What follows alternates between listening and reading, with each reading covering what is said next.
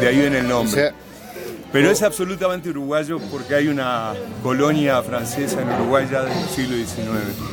¿eso quiere decir courtoisie? Sí, courtoisie quiere decir cortesía. Cortesía. Bueno, entonces vamos a correr la cortesía el día de hoy para saber tu trayectoria, cómo nace la creación. ¿Eres químico? ¿Eres médico? ¿Eres ingeniero? Bueno, eres poeta, quiere decir que traes todo, ¿verdad? Sí. Yo creo que, como usted dice, cuando alguien es poeta, de alguna manera intuye muchos saberes. No es que los tenga todos, el poeta hace preguntas y la poesía le da respuestas. Pero inicialmente yo hice química, es mi profesión, aunque después hice una maestría en lengua y literatura y otra en comunicación.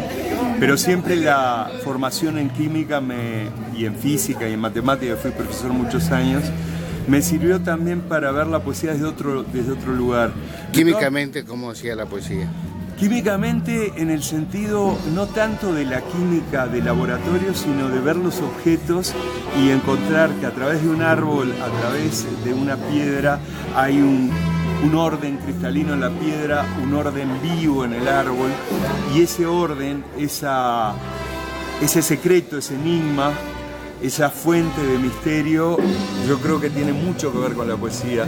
Y en ese sentido, de pronto... ¿Se puede destilar y se puede decir que la poesía es tan exacta como las ciencias exactas? Y yo creo que más. ¿En qué término y en qué momento? El gran escritor Ernesto Sábato, narrador, que era doctor en matemática y en física, me decía que yo tuve el privilegio de ser amigo. Yo era muy chavo, era un niño, casi un adolescente. Él me decía, la poesía está más allá todavía que la ciencia, que la matemática, que la física, porque la poesía, a través del lenguaje, que es un patrimonio común en la lengua que sea, puede ser en tzotzil, puede ser en náhuatl, puede ser en español, descubre elementos del mundo que la ciencia los descubre mucho después. Y en ese sentido es una ciencia exacta, que también exige muchísimo. ¿Y cuál era la fórmula preferida como químico y como poeta y como escritor? Yo creo que la fórmula preferida tiene que ver con la claridad, con la transparencia y con el misterio. Cuando uno dice H2O, todos sabemos que es agua, dos átomos. ¿Y si le ponemos 2O o 2? Y si le ponemos H2O2 es agua oxigenada, y ahí tenemos una pareja de oxígeno con hidrógeno. Pero yo me quedo con el agua pura. ¿Y con el etanol? ¿No nos podemos quedar? Con el etanol también. ¿Qué pasa con ese etanol? Yo creo que el etanol... ¿Es el elixir mejor que hay para la poesía y para la química? Yo creo que hay muchísima poesía y mucho misterio. Y como todo misterio no hay que abusar de él, pero hay que saber la medida exacta. Rubén Darío era un gran poeta del etanol, el nicaragüense Rubén Darío, pero bueno, mi compatriota Juan Carlos Sonetti, que escribió narrativa, no poesía, pero sus relatos y sus novelas tienen mucho de poético, sí, tomaba y tomó hasta los 90 años y de ahí sacó un universo de cosas. Yo descubrí que de pronto en el agua pura ese universo también está.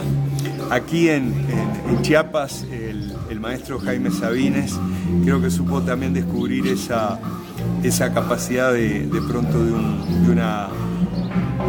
un trago de tequila donde el etanol y el agua se unen en una intimidad que de pronto aligera las voces, las palabras y hace que lleguen al otro. Pero sin la poesía eso solo sería alcohol y nada más. Nada más. Entonces a veces a través ¿Una condición sine qua non? No. Una condición sine qua non es que esté la poesía antes que nada. ¿Cómo es el paso ese tan brusco de las ciencias exactas a las inexactas, pero que son más exactas que las exactas? La poesía fue primero, siempre estuvo. Yo decidí estudiar química y matemática justamente porque ya me había deslumbrado la poesía, me había deslumbrado... ¿Desde cuándo te había deslumbrado la poesía? Desde los 10, 12 años con poetas como César Vallejo, de Perú, un gran renovador de la lengua, el gran Rubén Darío de Nicaragua. ¿Y el periodismo cómo entra por tus venas? Y el periodismo tiene que ver también con un trabajo de la palabra, pero más rápido, que tiene que ver con el diálogo de la realidad inmediata. La poesía es inmediata también, pero es más decantada. ¿Fortuita o buscada? Buscada. Buscada. Porque Gabriel García Márquez también fue reportero y fue periodista. El periodismo alimenta muchísimo la ficción y alimenta la poesía, porque en el periodismo uno puede encontrar maravillas, realismo llamado fantástico, mágico, en las cosas más inusuales, pero que están al alcance de la vista. Entonces el periodismo también es una fuente de narrativa. ¿Dónde está el límite entre el periodismo, la narrativa y la poesía, entre el mal vivo, mal muerto? ¿Cuál es el límite? Hay un límite muy fuerte, fundamentalmente entre la poesía y la prosa, y en ese sentido la poesía siempre requiere en su brevedad y en su intensidad una complicidad del lector, un tiempo, una ceremonia. Ahora, el periodismo y la narrativa... ¿Quién es más cómplice en el periodismo? En el periodismo yo creo que hay una habilidad en los cronistas, en los que miran la ciudad y la realidad, para despertar esa complicidad de los lectores. De pronto el cronista que va obligado a su trabajo y hace la nota sin magia, está más lejos del lector y menos cómplice. El que lo hace con magia está más cerca de la narrativa y más cerca de la poesía. ¿Cuál es la magia mayor de Courvoisier? Bueno, yo creo que la magia mayor, el mayor milagro, que no se debe a mí, se debe a algo que se da, porque también lo busqué, tiene que ver con la poesía y con la palabra. Y también es el mayor riesgo.